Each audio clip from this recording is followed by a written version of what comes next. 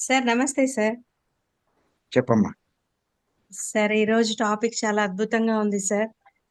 మీ బోధనల్లోనూ, మీ పుస్తకాల్లోనూ, ప్రతిరోజు మీ జూమ్ సెషన్‌లోనూ మీ జ్ఞానాన్ని పొందుతున్నప్పుడు ఆటోమేటిక్‌గా అప్రమత్తత వచ్చేస్తది సార్ అందరికీ. ఎందుకంటే మీ గైడెన్స్ అంత అద్భుతంగా ఉంటుంది. మరి అలాగే మీరు ఈరోజు కృష్ణుడు చెప్పిన శ్రద్ధ గురించి, మరి రమణ మహర్షి గారు చెప్పిన గురి గురించి, అదే విధంగా బుద్ధుడు గారు చెప్పినటువంటి అప్రమత్తత గురించి చెప్పారు సార్. నాకు ఈ సందర్భంగా పత్రి సార్ చెప్పిన ఎరుక కూడా గుర్తొస్తుంది సార్. సార్ కూడా ఆ మాటే అన్నారు. ఎరుక అని చెప్తూ ఉంటారు ఎప్పుడు. అంటే ఎప్పుడు కూడా అమ్మా, మనము కాదు కాదు. ఎరుక్కి దీనికి తేడా ఉందమ్మా. అవునా సార్? అందుకనే ఉమ్, మీతో మాట్లాడితే డౌట్ క్లారిఫై అవుతుంది. సార్ ఎరుక్కి ఆహ్, దీనికి చాలా తేడా ఉంది. చాలా ఎలా సార్? తెలుసుకోవచ్చు సార్. ఈ జాగ్రత్త ఇవన్నీ మనసుకు సంబంధించి, ఓకే సార్. ఎరుక ఆత్మకు సంబంధించి. Exactly sir. అదే ఆ చిన్న డౌట్ ఉంది నాకు. అందుకనే మిమ్మల్ని అడగాలని హ్యాండ్ రైజ్ చేశాను సార్. చాలా సాధారణంగా బావుంది సార్. ఉమ్, హ్మ్.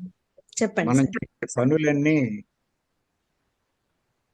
మనసు దృష్టి పెడుతూ ఉంటాం కాబట్టి, మనసుకి అప్రమత్త. లక్షణం ఉంటే కనుక ఈ అప్రమత్తత కానీ, శ్రద్ధ కానీ, ఆ గురి కానీ, గురి పెట్టేది కూడా మనసే కదా. మనసే అవును సార్. మనసుతోటే చేస్తాం. బావుంది సార్. చాలా బావుంది సార్. అదే ఆ డౌట్ ఉండింది సార్ నాకు. పత్రి సార్ ఎరుక అంటారు కదా! అది ఇదేనా ఏ కాదా అని చెప్పి. మనసు చేసే పని మీద ఉండవలసింది ఎరుక. ఎరుక. ఉమ్. ఓకే. మనసుకు ఉండవలసింది ఈ జాగ్రత్త, గురి అని. అవును సార్. మనసు చేసే పనుల మీద ఎరుక ఉండాలి. అవును సార్. మాట్లాడడానికి కారణం ఎవరు? మనసే. ఈ మనసే. పనులు చేయడానికి ఎవరు? మనసే. మనసే. దాని మీద ఎరుక ఉండాలి.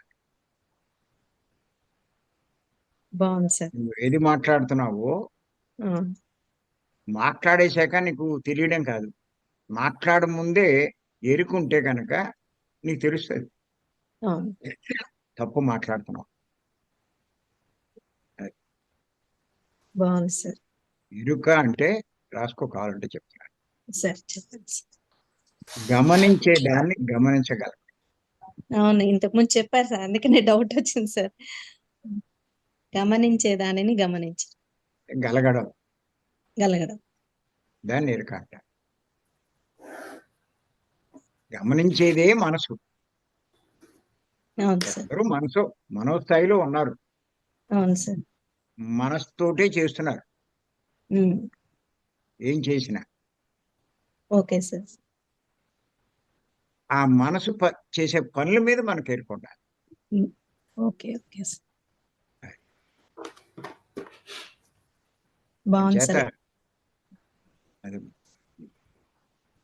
ఈరోజు క్లాస్ ద్వారా అదే తెలుసుకున్నాం సార్. మనం చేసే ధ్యానంలోనూ అప్రమత్తత ఉండాలి.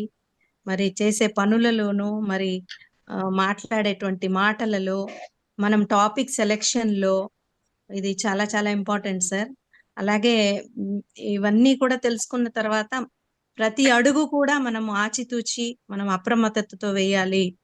మన ధ్యాన మందిరంలో కూడా మనం చెప్పే టాపిక్స్ కానీ, మాస్టర్స్ సెలక్షన్ కానీ, ఇవన్నీ గూడా జాగ్రత్తగా చేయాలనేది చక్కగా అర్థమైంది సార్ నాకు. ధ్యాన మందిరంలో కూడా ఇప్పుడు మన ఎల్లయ్య సారు, మొన్న మాధవి మేడం వాళ్ళ అబ్బాయి చెప్పారు.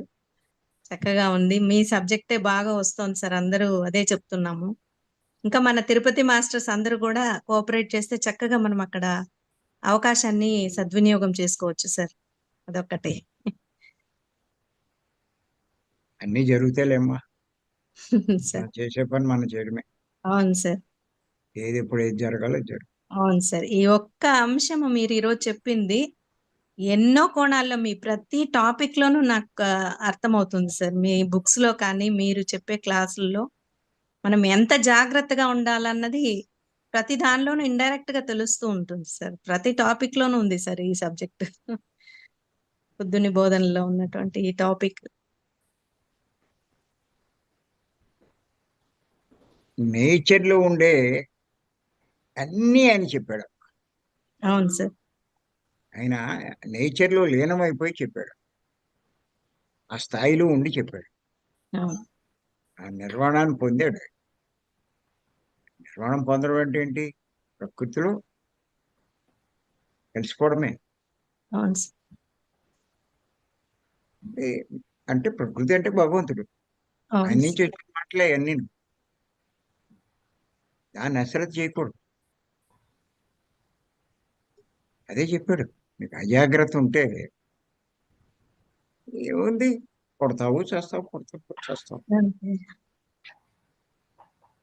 ఆ జీవితం పెద్ద గొప్ప జీవితం ఏం కాదు. చావడం, పుట్టడం, చావడం, పుట్టడం అందరూ చేస్తారు. అవును సార్. జంతువులు చేస్తున్నాయి, పశువులు చేస్తున్నాయి, పక్షులు చేస్తున్నాయి, అన్నీ చేస్తున్నాయి.